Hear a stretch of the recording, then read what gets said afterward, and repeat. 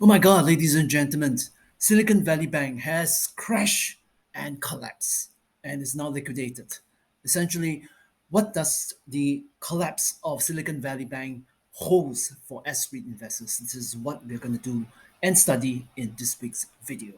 As usual, do subscribe to give us a thumbs up, give us some support so that you will understand the latest contemporary issues affecting your REIT. Three salient points that I would like to point out in this week's video regarding the collapse of Silicon Valley Bank that has terrible repercussions for S-REIT investors like you and me.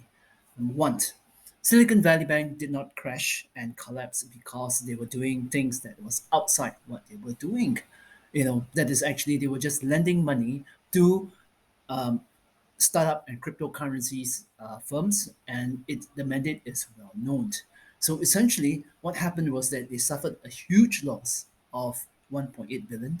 In the process, they tried to raise 2.25 billion of new fresh funds, and that's what happened on Wednesday. That failed, and that caused the crash of the bank. It wasn't doing anything spectacular. What does it mean, therefore, for S-REIT investors? Now, when we look for REITs, ladies and gentlemen, we look for REITs that invest in real estate, as they always say, income uh, producing kind of assets, so that you and I can actually get the investors, but get the dividend income on a consistent basis, whether it's half a year or quarterly. But how true is this, ladies and gentlemen?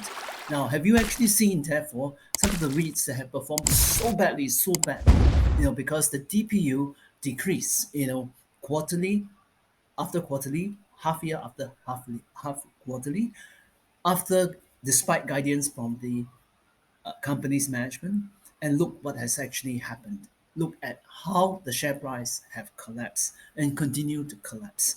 This is actually the similar of Silicon Valley Bank in the making for our S-REITs market. Now look no further, ladies and gentlemen, just look at the top 10 REITs that actually has seen their share prices collapse in just the last 5 weeks. Now, if you look at our previous video, that was actually in the first week of February, we called for, hey, it's time to actually take some of your profits off the table, rest and relax and see your REITs portfolio grow. So if you've been following us closely, you notice that that was an option call that produced and became prescient again, and it's exactly what we have shared in our GCP Global REITs investment classes. Now back to what it is. You can see that yes, of all the 37 REITs, you can see rather the 39 REITs, these are the top 10 worst performing REITs. Okay, and topping the list, looking at the prices as of Friday, 3rd of February versus Friday as of 2 days ago, you notice that the worst performer is actually Prime REIT. It's actually down a woeful 17 cents or 32%. Second on the list is EC World REIT, which we have highlighted since last year that it may be a going concern problem. Then Lippo Malls. Then you have the US office REITs like Capital Pacific Oat and Manulife REIT, which we have already told you that once they crash by more than 50% from a dollar to 50 cents, do not even come near it, because what you can see that is the share price crashing further from 50 cents down to 26 cents as of last Friday for Manulife. And to round it out, Digital Core REIT, which actually fell by 17%, another US play into REITs. So essentially, when you see the prices like this collapsing, is actually quite scary. But if anything, it also boils down to the fact that these same REITs are the ones that are generating income for you, but the quality of the assets, the ability of the income to increase or decrease, or how much to decrease, is something that you, the REIT investors, have to be watch out for, because the share price will have no mercy. It will take care of itself, and this is what you have seen in just 5 weeks for these REITs that I've mentioned.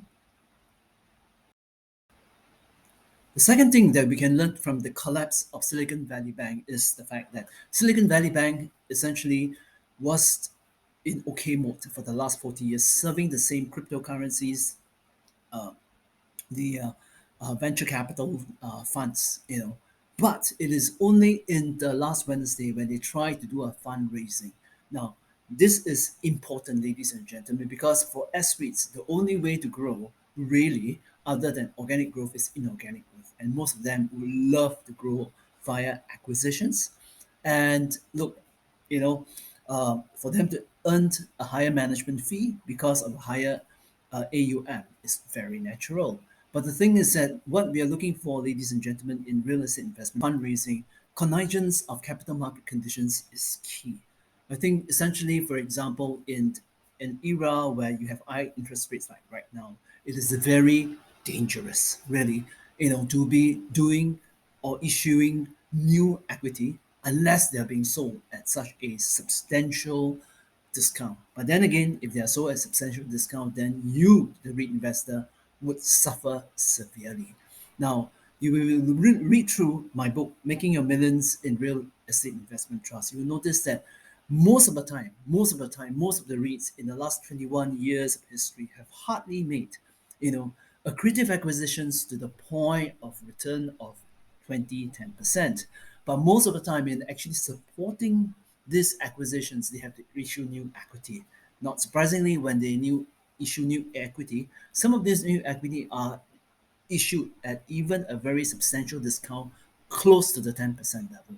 Now, our study at GCP Global have shown to you that essentially those REITs that have issued the shares at close to 10% discount has suffered a severe capital loss.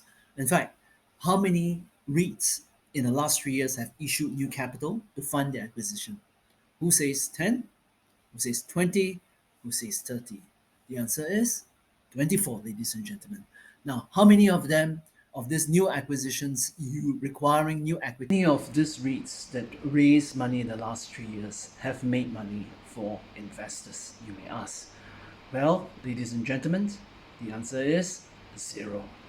In fact, all 24 REITs that raised money in the last 3 years in S-REIT's history have lost money based on the issue price versus the current market price as of last Friday.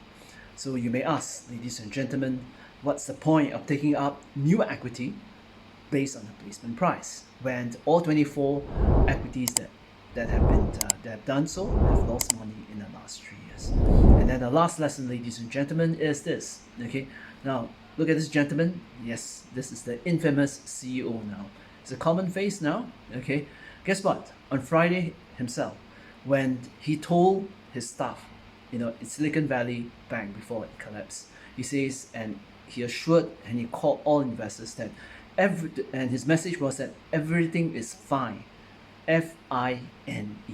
So, ladies and gentlemen, the third lesson really is that when the real estate managers, tell you and try to assure you that everything is fine, think again, ladies and gentlemen, because if you look at basically this portfolio that we have seen, for example, when the valuations are actually down year after year, and these are some of the valuations, some of the assets that is actually from Prime REIT, which has collapsed 32% in the last 5 weeks, the share price alone. You can see that, look at the latest valuation as of 2022 versus 2021. From its main asset like 222 main building to the Sorrento building that acquired in January of the previous year, you notice that essentially valuations are still down. Now, like in Silicon Valley Bank case, you don't need to be cognizant of new acquisitions or anything like that. All you need to know is that when the market realizes that your operations are not going as strong as what was guided, as what is being conceived, the REIT or the bank in this case is at a higher risk. So in this case, what we therefore do is to track the performance, so track what the REIT does as opposed to what the manager says. Once again, hope you enjoyed this week's video.